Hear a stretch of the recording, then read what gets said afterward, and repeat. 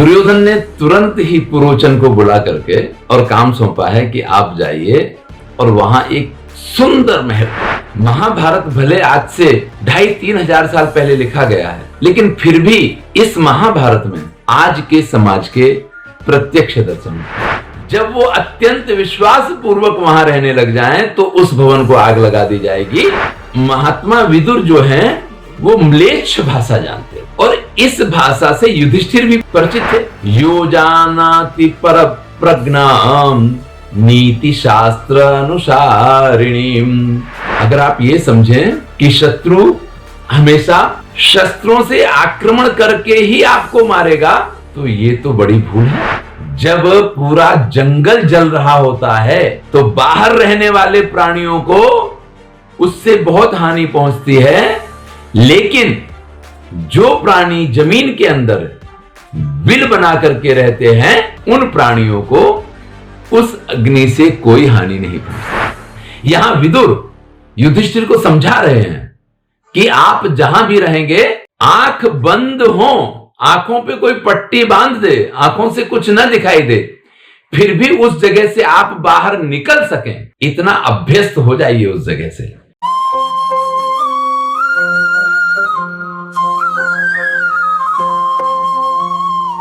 नमस्कार मित्रों, मैं हूं डॉक्टर हरिनिवास। आप महाभारत की कथाएं सुन रहे हैं। चैनल का नाम है संस्कृत साहित्य एवं संस्कृति।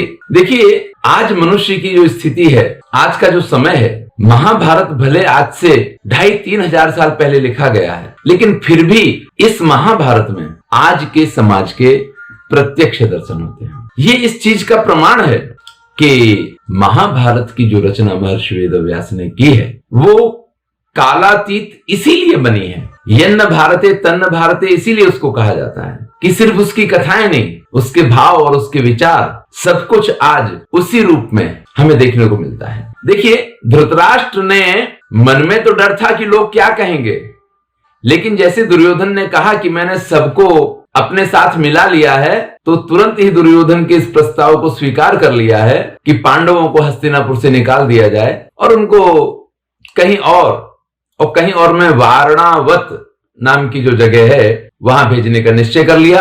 उनको समझाया कि वहां बहुत अच्छा है, वहां सब चीजें बहुत अच्छी हैं, आप वहां जाके जैसे देवता लोग स्वर्ग में विहार करते हैं, ऐसे वहां जाके आनंद कीजिए। जब धृतराष्ट्र पांडवों को वहां उस उत्सव में भाग लेने के लिए जाने का कह रहे हैं, तो उनका मन आकर्षित हो, इसलिए दुर्योधन ने सारे मंत्रिमंडल में सबसे ये कहा है कि सब लोग उस जगह की तारीफ करोगे। आज अगर 10 लोग हमारे पास आकर के किसी स्थान विशेष की तारीफ करेंगे, भाई वो जगह बहुत अच्छी है, वहां बड़ा आनंद आता है, वहां माहौल बहुत अच्छा है, वहां ये अच्छा है, तो एक बार अपनी भी इच्छा हो जाए कि चलो उस जगह घूम आए, देखें वहां क्या है। यही यहां हुआ है। और नई इच्छा होते हुए भी जो युधिष्ठिर हैं, वो वहां जाने के लिए तैयार होते हैं। देखिए, महर्षि वेदव्यास लिखते हैं, धृतराष्ट्र प्रयुक्तास्ते केचित कुशल मंत्रिणा कथयांचक्रे रम्यम नगरम वारणावतम। धृतराष्ट्र ने जिनको प्रेरणा दी है, ऐसे कुछ मंत्री वो कहने लग गए कि भाई वारणावत तो बहुत बढ़िया जगह है, और इस प्रकार से युधिष्ठिर वहां जाएं, इसकी प्रेरणा उनको दी गई है। वैशंपायन जन्मेजय से कहते हैं, धृतराष्ट्रस्य तम कामम अनुबुद्ध्य युधिष्ठिरः आत्मनश्च सहायम तथेति प्रत्युवाच तम। युधिष्ठिर भी बेवकूफ तो नहीं है। यहां बड़े पिता का जो व्यवहार है, देखिए, व्यक्ति लाख कोशिश करे, वो संभवतः अपनी वाणी में जो कहना है उसको छुपा जाए, लेकिन उसके हाव भाव और उसका चेहरा झूठ नहीं बोलता है। मान लिया कि धृतराष्ट्र की आंखें नहीं थी, क्योंकि चेहरे में सबसे ज्यादा अगर कुछ कहता है तो वो आंखें कहती हैं, इसलिए आंखों की भाषा शायद वो ना बोलते हो, लेकिन जब आंखें नहीं हैं तो चेहरे पे हाव भाव ज्यादा व्यक्त होते हैं। तो युधिष्ठिर को भी इस चीज का एहसास तो है कि कुछ ना कुछ गड़बड़ है, और जो गड़बड़ है उसको महात्मा विदुर जान चुके। हम देखते हैं यहां युधिष्ठिर जब वहां से प्रस्थान करते हैं, ततो भीष्मं शांतनवम विदुरम च महामतिम द्रोणम च वाल्मीकम चैव सोमदत्तम च कौरवम कृपमाचार्य पुत्रम च भूरि श्रव समेव च मान्यान अन्यान मातांश ब्राह्मणांश तपोधनान। युधिष्ठिर को जब मालूम पड़ गया कि अब जाने है, तो इन सभी बड़े बुजुर्गों को प्रणाम करते हैं, इन सबकी अनुमति लेने जाते। देखिए स्थिति किस प्रकार की है। कई बार बालक को ना जाना हो और पिता ने आज्ञा दी हो, तो वो अपने दादा दादी और सबके पास इस आशा से जाता है कि शायद इनमें से कोई ऐसा हो जो ये कह दे कि अरे रुक जाओ यार, मत जाओ, क्या करोगे जाके, अरे 2 दिन बाद चले जाना। मुझे बिल्कुल इस कथा में ऐसा भाव दिखाई देता है कि दुर्योधन युधिष्ठिर सबके पास गए हैं और सबसे अनुमति लेने के बहाने, सबको प्रणाम करने के बहाने जब उनके पास जाते हैं, तो कहीं ना कहीं युधिष्ठिर के मन में यह है कि शायद इनमें से कोई ऐसा हो जो कह दे अरे वारणावत में जाने की जरूरत नहीं। प्रसन्न मनसा सर्वे पुण्या वाचो विमुंचति आसीर भी व्रहितांस मान पापम प्रसहिष्यते। लेकिन ये क्या, सभी तो देखिए भीष्म तो जैसा कि दुर्योधन ने पहले ही कह दिया था कि वो तो सत्ता के अधीन, वो कभी हस्तिनापुर के राजा का विरोध नहीं कर सकता, अपने स्वार्थ के लिए नहीं, लेकिन पिता को दिए हुए वचन के कारण वो बंधे हुए। विदुर जो है उनको भी बाकायदा तनख्वाह मिलती है, धन से बंधे हुए हैं, ऐसा दुर्योधन ने कहा था। तो किसी ने भी यहां उनको रुकने के लिए नहीं कहा है और सबको प्रणाम करके, सबके आशीर्वाद लेके, जो ये श्लोक मैंने कहा आपसे कि प्रसन्न मनसा सर्वे, सभी प्रसन्न मन से पुण्यवाचो विमुंचत। पुण्यवाचो, कोई जा रहा है तो हमारे यहाँ परंपरा थी संस्कृत में कि घर से निकले तो उसके लिए अच्छे अच्छे शब्दों का, आशीर्वाद का उपयोग करें। श्लोक भी बोले जाते थे, मंगलम भगवान विष्णु, मंगलम गरुड़ध्वजा, मंगलम पुंडरीकाक्ष, मंगलाय तनोहरि, यानी आप अगर प्रस्थान कर रहे हैं तो सब कुछ मंगलमय हो, इस प्रकार के श्लोक भी बोले जाते थे। तो ये यहाँ पे कहा है कि पुण्यवाच के साथ उनको प्रस्थान करने की अनुमति दे दी गई है। स्थिति इस प्रकार की है कि पांडवों का वारणावत जाना निश्चित। दुर्योधन ने तुरंत ही पुरोचन को बुला करके और काम सौंपा है कि आप जाइए और वहां एक सुंदर महल बनाइए, इतना अच्छा महल हो कि जिस महल में सारी सुविधाएं हो, और उस महल में रहते हुए इन पांडवों को अत्यंत आनंद की अनुभूति होनी चाहिए। लेकिन ध्यान रहे वो महल इस तरह की साधन सामग्री से बनाया जाए कि जब जरूरत पड़े और उसको अगर आग लगाई जाए तो तुरंत ही जलना है। पुरोचन को पूर्ण गुप्त मंत्रणा के साथ ये काम सौंपा जाता है। वेदव्यास लिखते हैं, पांडवाः धृतराष्ट्रेण प्रेषिता वारणावतम उत्सवे विहरिष्यन्ति धृतराष्ट्र से शासनात्। वो धृतराष्ट्र की आज्ञा से वहां वारणावत में यहां से वहां सब जगह घूमेंगे और उस भवन में रहेंगे। वहां क्या क्या होना चाहिए उसका उल्लेख करते हैं।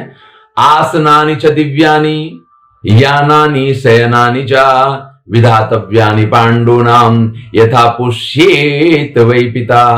जैसे पिता अपने संतान की हर तरीके से ख्याल रखता है, उसी प्रकार से उनके लिए वहां आसन, यान यानी कि वाहन, शयन यानी कि बिस्तर, पथारी जिसको बोलते हैं गुजराती में, जीवन में जितने सुख हैं वो सारे सुख उनको वहां महसूस होने चाहिए। उनको ये नहीं लगना चाहिए कि उनको कहीं हस्तिनापुर से दूर किसी ऐसी जगह भेज दिया गया है जहां वो सुखी नहीं। और इस प्रकार से जब वो अत्यंत विश्वास पूर्वक वहां रहने लग जाएं तो उस भवन को आग लगा दी जाएगी। दैह्यमाने स्वके गेहे दग्धा इति ततो जना न गर्रयुरस्मान वै पांडवार्थाय कर्हिचित। दुर्योधन की प्लानिंग बड़ी पक्की है। हर दुष्कृत्य करने वाला, हर पापी व्यक्ति जब कोई ऐसा पाप कृत्य करने जाता है तो वो यही समझता है कि मैंने जो भी प्लान बनाया है वो फुल प्रूफ है, अब इसमें से कोई परेशानी आने का तो सवाल ही नहीं है। देखिए जब प्लानिंग करके काम किया जाता है तब ऐसे किया जाता है। हाँ, जब कभी आवेश में आकर के, आवेग में आकर के कोई घटना घटित हो जाती है तो उसमें ये प्लानिंगें नहीं हुआ करती। वहां तो जो हो गया वो हो गया। और यही हमारे कोर्ट का नियम है कि कोर्ट में अगर केस जाता है तो प्लानिंग करके अगर कोई काम किया गया है तो वो बहुत बड़ा पाप माना जाता है, और अगर कोई दुर्घटना बस कोई बात हो गई है तो उसकी उस तरीके की सजा होगी। देखिए दुर्योधन की प्लानिंग क्या है कि उस घर में रहते रहते जब ये विश्वास पूर्वक सो गए तो आग तुम लगा देना, लेकिन क्या समझेंगे लोग कि कुछ घर में काम चल रहा होगा, खाना वाना कुछ बना रहे होंगे रसोई वगैरह, और उसमें से घर में आग लग गई है और ये लोग अपने घर में जल के मर गए हैं। इस वजह से प्रजा में से कोई भी हमारे ऊपर उंगली नहीं उठाएगा। न गर्हेयु अस्मान, वही हमारे ऊपर इस मामले में कोई भी हमारी भर्त्सना नहीं करेगा, कोई हमारी निंदा नहीं करेगा, क्योंकि ये कोई नहीं समझेगा कि ये काम हमने करवाया है। ये काम तो दुर्योधन को सौंप दिया गया, दुर्योधन ने सौंप दिया।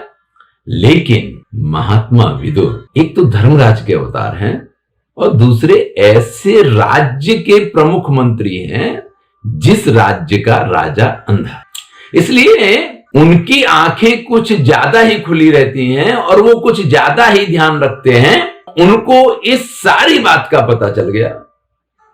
अब जिस समय पांडव प्रस्थान करते हैं तो सभी लोग उनको विदाई देने के लिए बाहर तक छोड़ने के लिए आते हैं, और ऐसे में महात्मा विदुर जो हैं वो उनको अत्यंत गुप्त भाषा में कुछ कहते हैं।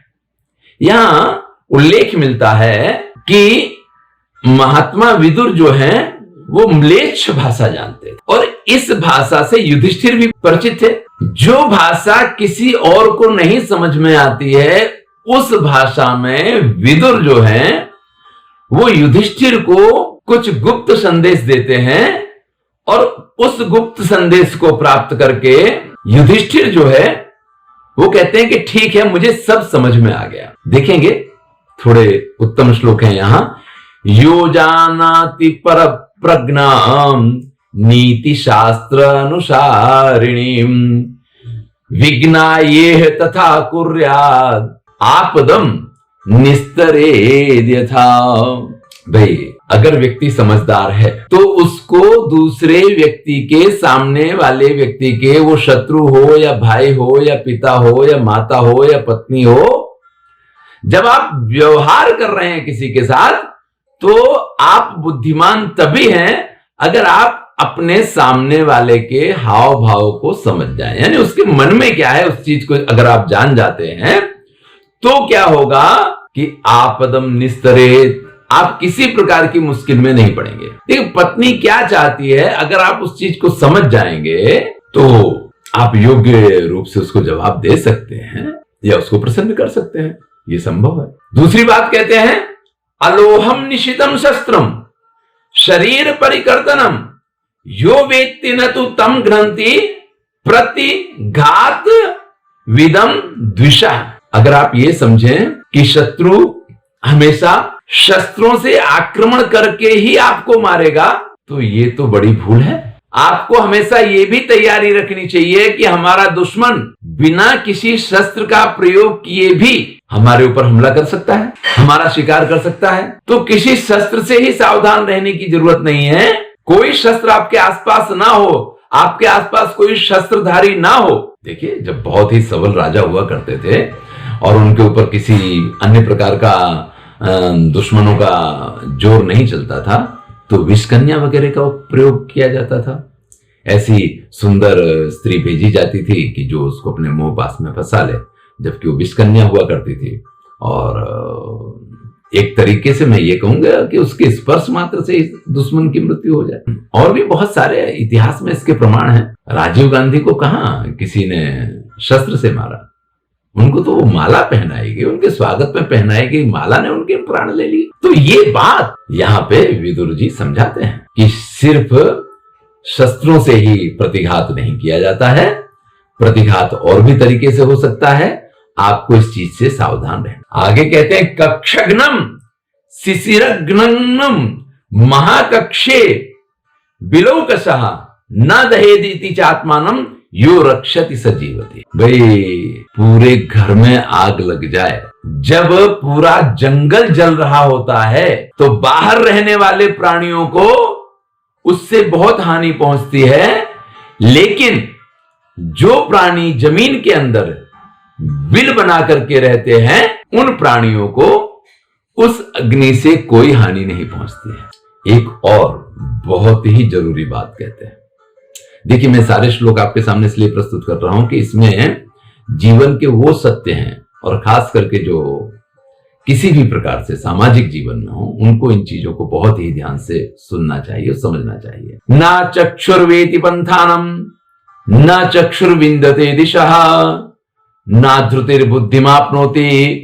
बुद्ध्यस्वैवं प्रबोधितः। भाई रास्ता जो है वो आंखों से ही नहीं देखा जाता है, और मार्ग का ज्ञान आंख बंद करके भी जिसको होता है वही बुद्धिमान है और वही समझदार है। देखिए कई बार क्या होता है, हम कहीं बाहर जाते हैं, किसी होटल वगैरह में रुकते हैं, ऐसे में यहां विदुर की ये बात हमें समझनी चाहिए। हम जाकर के चुपचाप एक रूम में हमें छोड़ दिया गया, हम उस रूम में रुक गए, ऐसा नहीं करना चाहिए। उस रूम में जब आपको जगह मिल गई है, उसके बाद आपको पूरे होटल में आगे पीछे घूम के वहां से बाहर जाने के रास्ते कौन से हैं, वहां और क्या क्या व्यवस्थाएं हैं, उन पे एक नजर अवश्य ही डालनी चाहिए। क्योंकि ना करे नारायण, हम सो रहे हैं, ऐसे में कोई दुर्घटना हो जाए तो हमें तो यही नहीं मालूम होगा कि हमें इस होटल से बाहर किस तरह से निकलना है। खाली वो एक ही रास्ता मालूम होगा, और अगर वही रास्ता बंद हो गया तो हम बाहर निकल ही नहीं सकते। यहां विदुर युधिष्ठिर को समझा रहे हैं कि आप जहां भी रहेंगे, आंख बंद हो, आंखों पे कोई पट्टी बांध दे, आंखों से कुछ न दिखाई दे, फिर भी उस जगह से आप बाहर निकल सकें, इतना अभ्यस्त हो जाइए उस जगह से। यानी वहां के सारी चीजों पे आपकी निगरानी होनी चाहिए, और खाली निगरानी नहीं, कहां से किस तरीके से जाया जाएगा उस चीज को आपको समझना भी हो। और इस प्रकार से और भी कुछ श्लोक हैं, मैंने यहां पे 4-5 बातें आपसे कही हैं, जिनको आप समझें कि अगर आप किसी नई जगह पे जाते हैं तो सबसे पहले उस जगह से आपको परिचित होना चाहिए। अगर कोई मुश्किल आती है तो जमीन के अंदर, देखिए भूकंप वगैरह में भी हमें शिक्षा दी जाती है कि अगर भूकंप वगैरह आए तो आपको क्या करना चाहिए, या तो कोने में खड़े हो जाइए, या कुछ ऐसा बेड या टेबल वगैरह हो तो उसके नीचे घुस जाइए, तो उससे हमारी सुरक्षा हो सकती है। तो यहां युधिष्ठिर को ये सारी शिक्षाएं दी गई हैं। जब युधिष्ठिर ने ये सारी बातें सुनी तो एव मुक्तः प्रत्युवाच धर्मराज युधिष्ठिरा विद्रोम विदुषाम दृष्टे ज्ञातमित्येव पांडवः। तब युधिष्ठिर कहते हैं कि आपने जो कुछ कहा वो मेरी समझ में आ गया, मैं सारी बात समझ गया हूं। देखिए बात वही है, युधिष्ठिर को भी इस चीज का एहसास तो है, मैंने पहले ही आपसे कहा, और अब जब विदुर ने उनसे कहा तो वो अच्छी तरीके से इस बात पे उन्होंने ध्यान देंगे, ये स्वाभाविक है।